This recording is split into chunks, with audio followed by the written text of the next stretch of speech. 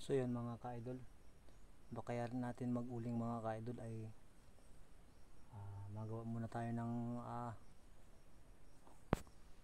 lutuan malaang kasi yung ating tungkuan ay kinagkag ng aso. Subali na sira.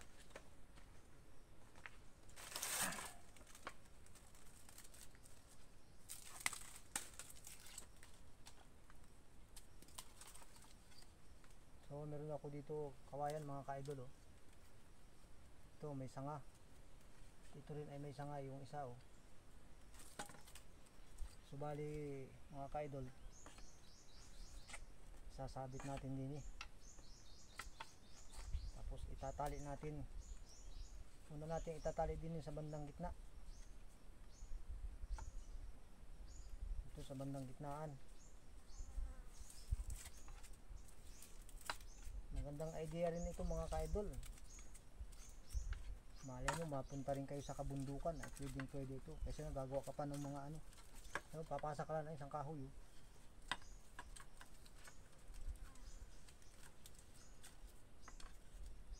So, ayan, pag boy scout. So, yan mga ka-idol. Tibayan lang natin ito ay. Ito, dahil ito yung magdadala kasi ng tibay niya eh.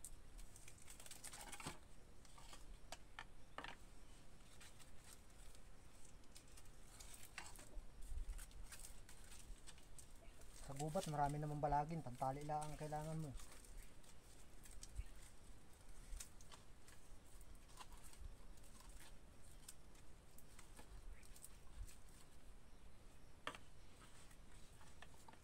So yan, pantali pa. Sa ganun ay matibay-tibay talaga.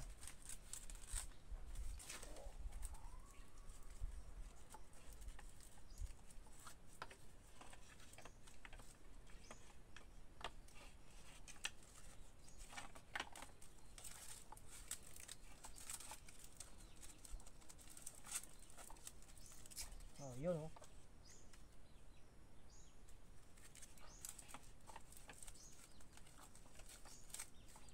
So pwede mong, pag gusto mong mababa mga ka-idol yung kaldero mo, iuus-us lang natin oh. Oh. Diba? So kung mahaba naman yung tangkay ng yung kaldero, taas natin.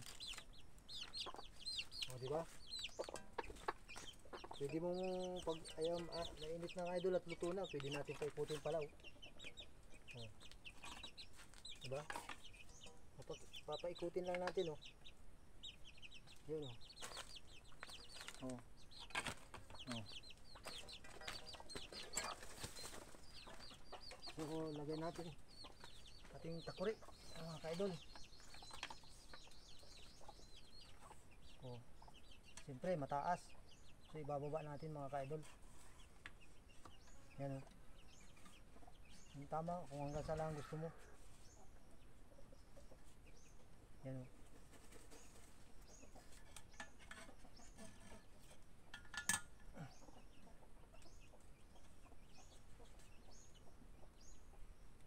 So yan.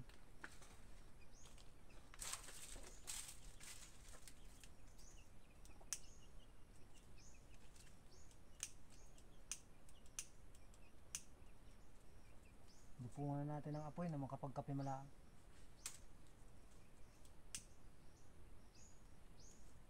Dahil tanghali na rin lang naman eh.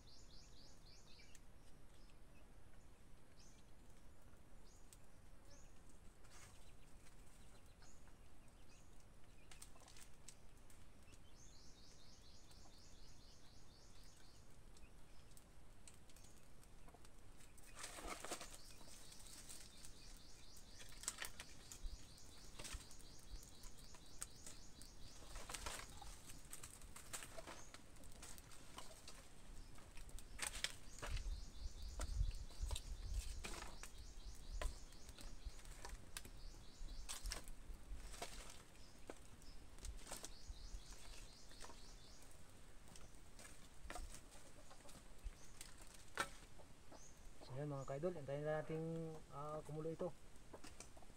Ayan o.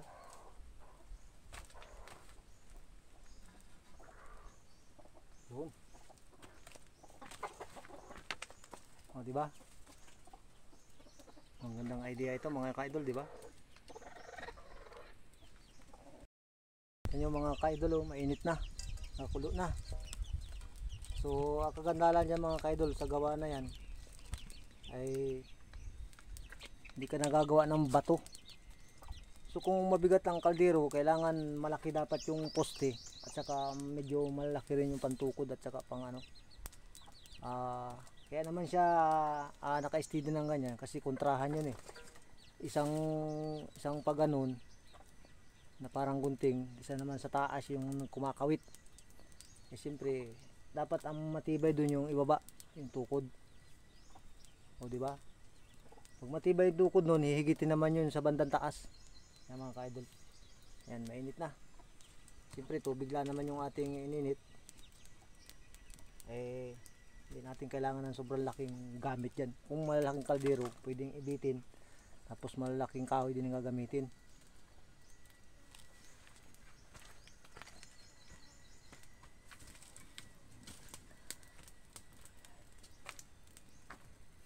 Kapag kape malaang tayo mga ka-idol.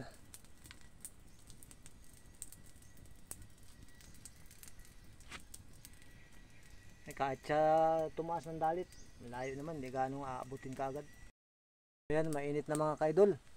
So kukuhain na natin. So simple lamang mga ka-idol ang pagkuha, hindi mo na kailangan pumunta ron. Tanggalin na yung tukod at iiwas lamang. O diba, malayo na sa apoy. Dito na kagad sa may iyo. Diba? Yun. Tayo muna ay magkakape mga ka-idol. So yan, may baon na tayong kape dito mga ka-idol.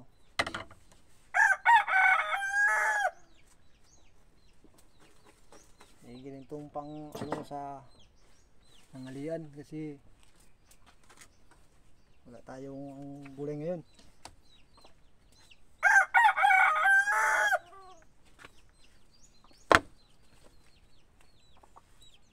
Ayan.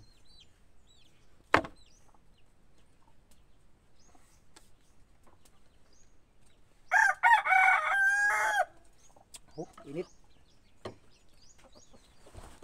Ito may baon tayo mga ka-idol.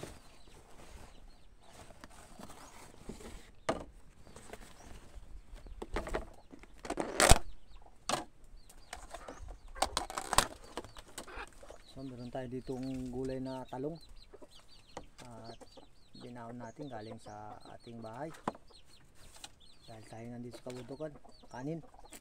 So bali isang bugoy lang ang atin dito at yung tira naman ay sa ating mga alaga. Bali may kasama tayo ditong asong 5 ay titira natin, pakayuro na lang ng niyog.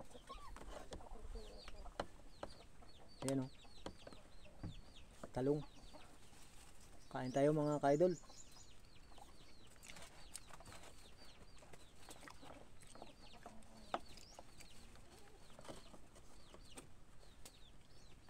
Yan o, talong na ginataan. Kahit talong lang ayos na.